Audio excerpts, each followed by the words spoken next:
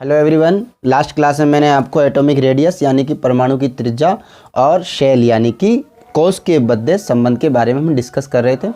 तो देखो बच्चों, एटॉमिक रेडियस और शेल जो होते हैं ना बच्चों, शेल जैसे जैसे इंक्रीज होते हैं वैसे वैसे एटॉमिक रेडियस इंक्रीज होती है, परमाणु की त्रिज्या, और परमाणु की त्रिज्या यानी कि एटॉमिक रेडियस इंक्रीज होने की वजह से आपका एटम का साइज भी इंक्रीज होता है। तो हमने ये ग्रुप में यानी कि वर्ग में और पीरियड में यानी कि आवर्त में, ठीक है, ग्रुप में टॉप टू बॉटम जाते हैं तो एटॉमिक रेडियस इंक्रीज होती है, पीरियड में लेफ़्ट टू राइट जाते हैं तो एटॉमिक रेडियस डिक्रीज होती है। तो बच्चों इसके पीछे रीज़न मैंने आपको बताया कि पीरियड के अंदर हम जैसे जैसे लेफ़्ट टू राइट जाएंगे आपका जेड इफेक्टिव इंक्रीज होता है। जेड इफेक्टिव क्या होता है? जेड इफेक्टिव वो इफेक्टिव न्यूक्लियर चार्ज होता है। जेड इफेक्टिव को बच्चों हम हिंदी में कहते हैं प्रभावी नाभिकीय आवेश, ठीक है, और इंग्लिश में बोलते हैं इफेक्टिव न्यूक्लियर चार्ज। यानी कि इफेक्टिव न्यूक्लियर चार्ज का मतलब ये होता है बच्चों कि आपका जो न्यूक्लियस है उसमें जो पॉजिटिव चार्ज है वो आउटर मोस्ट सेल के इलेक्ट्रॉनों को अपनी ओर अट्रैक्ट करता है। तो कितना चार्ज कितने पावर से आउटर मोस्ट सेल के इलेक्ट्रॉनों को अपनी ओर क्या कर रहा है बच्चों? अट्रैक्ट कर रहा है, that is effective nuclear charge. और ये हमेशा एटॉमिक नंबर के इक्वल भी हो सकता है और एटॉमिक नंबर से कम या ज़्यादा भी हो सकता है।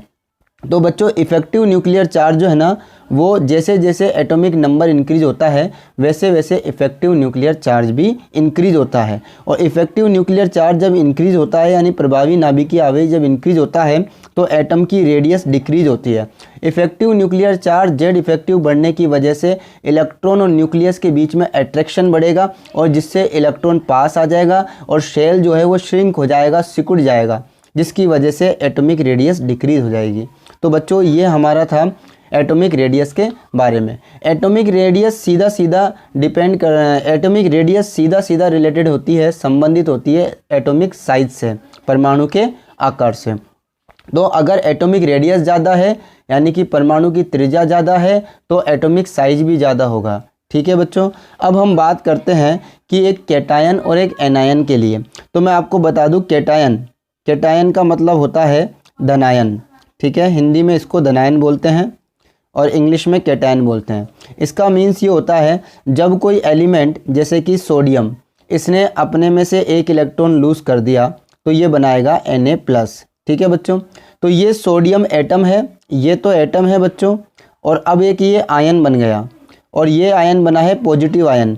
पॉजिटिव आयन को हम कैटायन बोलते हैं, पॉजिटिव आयन को कैटायन बोलते हैं, यानी कि जिसके ऊपर धनावेश हो उसे धनायन कहते हैं। तो बच्चों अब हम बात करते हैं कि इन दोनों में से बड़ा कौन होगा और छोटा कौन होगा। तो मैं आपको बता दूं, ऑलवेज आपको एक बात याद रखनी है कि cation always smaller in size than their parent atom. यानी कि जो कैटायन होते हैं, जो धनायन होते हैं, वो अपने जनक परमाणु से हमेशा छोटे होते हैं। तो बच्चों एक लाइन आपको याद रखनी है कि जो धनायन होते हैं यानी कि कैटायन ऑलवेज, ये जो कैटायन है वो ऑलवेज छोटे होते हैं अपने जनक परमाणु से।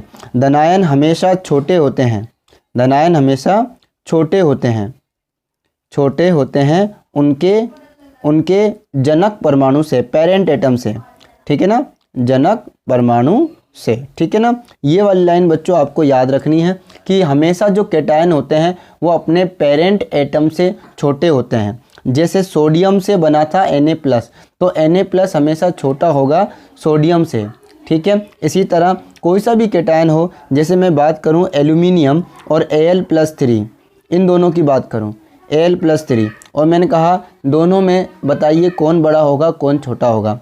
तो बच्चों एल्यूमिनियम बड़ा होगा Al+3 से। इसी तरह और भी अगर हम बात करें Mg और Mg+2, इनकी बात करते हैं, इन दोनों में से बड़ा कौन है छोटा कौन है, किसका साइज बड़ा होगा, कौन सा एटॉमिक साइज बड़ा होगा, किसकी रेडियस बड़ी होगी, ठीक है, साइज और रेडियस एक ही बात है। तो बच्चों Mg बड़ा होगा Mg+2 से। हमेशा याद रखें कैटायन हमेशा उसके पेरेंट एटम से छोटा होता है, ठीक है। और अगर हम बात करें एनायन, एनायन यानी कि ऋणायन, हिंदी में ऋणायन कहते हैं बच्चों और इंग्लिश में इसको एनायन कहते हैं। तो एनायन हमेशा अपने पेरेंट एटम से, हमेशा अपने जनक परमाणु से बड़ा होता है। ठीक है, एनायन हमेशा अपने जनक परमाणु से बड़ा होता है। फॉर एग्जाम्पल मैं बात करूं Cl और Cl माइनस, इन दोनों की अगर हम बात करें तो क्लोरीन एटम है और Cl माइनस ये आपका नेगेटिव आयन है, क्लोरीन आयन है। तो इन दोनों में क्लोरीन ऋणायन बड़ा होगा किससे बच्चों? क्लोरीन से। ठीक है ना। तो बच्चों कोई सा भी एनायन जो होता है वो साइज में बड़ा होता है अपने पेरेंट एटम से, ये बात आपको याद रखनी है। कोई भी एनायन जो है, जैसे कि आपके पास ऑक्सीजन है, वो O-2 अपने आयन O-2 से छोटा होगा। तो ये साइज है बच्चों, साइज के ऊपर डिपेंड करती है। देखिए एटॉमिक रेडियस, तो जिसका साइज बड़ा उसकी एटॉमिक रेडियस ज़्यादा, जिसकी साइज छोटा उसकी एटॉमिक रेडियस छोटी। ठीक है बच्चों, एटॉमिक रेडियस मतलब परमाणु त्रिज्या। तो बच्चों जैसे जैसे अभी भी यहाँ पर ऑर्डर वही होगा कि जैसे जैसे हम टॉप टू बॉटम जाएंगे तो कैटायन और एनायन दोनों की बात कर लेते हैं हम।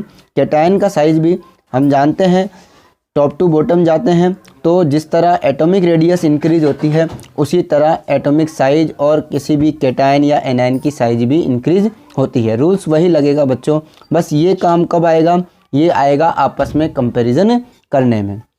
तो आपको जब क्वेश्चन दिया जाता है तो बच्चों वहाँ पर आपको पूछ लिया जाता है कि which one is has more radius या which one is largest radius, तो इनमें किसकी रेडियस सबसे ज़्यादा होगी। तो ऐसे क्वेश्चन आपको दिए जाते हैं। तो बच्चों जैसे अगर मैं आपको एक क्वेश्चन दूँ, एक छोटा सा एक क्वेश्चन ये है कि विच of the following species will have the largest and the smallest in size. तो लार्जेस्ट और स्मॉलेस्ट पूछा है आपको। इनमें से, निम्न में से, मैं हिंदी बोल देता हूँ, निम्न में से कौन आकार में सबसे बड़ा व सबसे छोटा है। ये क्वेश्चन है, सबसे बड़ा व सबसे छोटा है। तो बच्चों ऐसे क्वेश्चन करने के लिए ये कॉन्सेप्ट काम आते हैं। ठीक है, तो मैंने आपको दिया Mg+2 Al+3। अब मुझे इनमें सबसे बड़ा और सबसे छोटा बताना है बच्चों, सबसे बड़ा और सबसे छोटा बताना है इनके इस चारों के अंदर। ठीक है, तो बच्चों मैं सबसे पहले तो मैं आपको इसको क्वेश्चन इंग्लिश में कन्वर्ट कर रहा हूँ। देखिए, which of the following species, निम्न में से कौन सी species will have the largest and the smallest in size, यानी कि इनमें से कौन सी सबसे बड़ी और सबसे छोटी स्पीसीज आपको बतानी है साइज में। तो बच्चों चलिए स्टार्ट करते हैं। मैग्नीशियम और एल्युमिनियम यहाँ दो मेन स्पीसीज हैं। अब हम हमारी पीरियोडिक टेबल पर आते हैं। तो हम सब जानते हैं कि पीरियोडिक टेबल के अंदर, मैं आपको यहाँ पर एक छोटी सी पीरियोडिक टेबल के अंदर आपको याद दिलाने की कोशिश करता हूँ कि पीरियोडिक टेबल के अंदर आपका मैग्नीशियम बेटा, मांगे, कार, स्कूटर, बाप, रोए, इस तरह आ रहा था। ठीक है, ये मैं आपको याद दिलाने की कोशिश करता हूँ बच्चों। आपका पीरियड था 1 ऊपर था, फिर 2, 3, 4, 5, 6 और तो आपका थर्ड पीरियड में आता है बच्चों मैग्नीशियम। ठीक है, चलिए अब हम बात करते हैं इधर बैंगन, आलू, गाजर, इन, थैला। तो बच्चों अगर आपको याद हो तो यहाँ पर आपका जो एल्यूमिनियम भी है वो भी थर्ड पीरियड में आता है, तीसरे पीरियड में आता है, थर्ड आवर्त में आता है, लेकिन इसका तो ग्रुप नंबर होता है 2 और इसका ग्रुप नंबर होता है 13।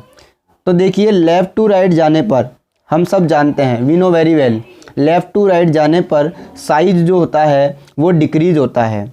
साइज क्या होता है बच्चों? डिक्रीज होता है। जब भी हम लेफ़्ट टू राइट जाएंगे तो साइज डिक्रीज होगा। तो हमें ये तो पता चल गया है कि यहाँ पर एल्यूमिनियम छोटा होगा और मैग्नीशियम बड़ा होगा, बिकॉज लेफ़्ट टू राइट जाने पर एक पीरियड में जब हम लेफ़्ट टू राइट जाएंगे तो एटॉमिक नंबर इंक्रीज होगा। एटॉमिक नंबर इंक्रीज होता है जिसकी वजह से जेड इफेक्टिव इंक्रीज होता है और जेड इफेक्टिव इंक्रीज होने की वजह से साइज घट जाता है। तो आपका एल्यूमिनियम का साइज़ छोटा होगा और मैग्नीशियम का साइज़ बड़ा होगा। तो बच्चों इन चारों में से हमें ये तो पता लग गया कि मैग्नीशियम बड़ा है एल्यूमिनियम से, ठीक है। लेकिन अब हम बात करते हैं मैग्नीशियम और Mg+2, ठीक है। मैग्नीशियम बड़ा है लेकिन हम जानते हैं कि मैग्नीशियम Mg+2 जो है वो इसका कैटायन है Mg का। तो Mg हमेशा यानी कि कोई भी कैटायन हमेशा अपने जनक परमाणु से, अपने पेरेंट एटम से छोटा होता है। तो Mg+2 से भी कौन बड़ा होगा? Mg बड़ा होगा। तो देखिए एल्यूमिनियम से भी बड़ा है और Mg+2 से भी बड़ा है, और जाहिर सी बात है Al+3 ये जो आपको दिखाई दे रहा है ये एल्यूमिनियम का, ये एल्यूमिनियम से निकलता है तो ये एल्यूमिनियम से छोटा होगा, ठीक है बच्चों। तो सबसे छोटा आपका कौन आया बच्चों? सबसे छोटा आपके पास आ जाएगा बच्चों Al+3, ठीक है ना। और सबसे बड़ा कौन आएगा? Mg। तो लार्जेस्ट साइज किसका होगा? लार्जेस्ट साइज हो जाएगा Mg का, और स्मॉलेस्ट कौन हो जाएगा बच्चों? स्मॉलेस्ट हो जाएगा आपके पास Al+3, ये आपके पास स्मॉलेस्ट हो जाएगा, ठीक है बच्चों। तो कुल मिला के आपको इस तरीके के क्वेश्चंस आपको निकालने होते हैं कि किसका साइज़ बड़ा होगा, किसका साइज़ छोटा होगा, ठीक है बच्चों। अच्छा एक चीज़ और है बच्चों, देखिए जैसे जैसे मैं आपको बता दूं, जैसे जैसे कैटायन का चार्ज इंक्रीज़ होता है, जैसे जैसे कैटायन का चार्ज इंक्रीज़ होता है उसका साइज़ डिक्रीज़ होता जाता है।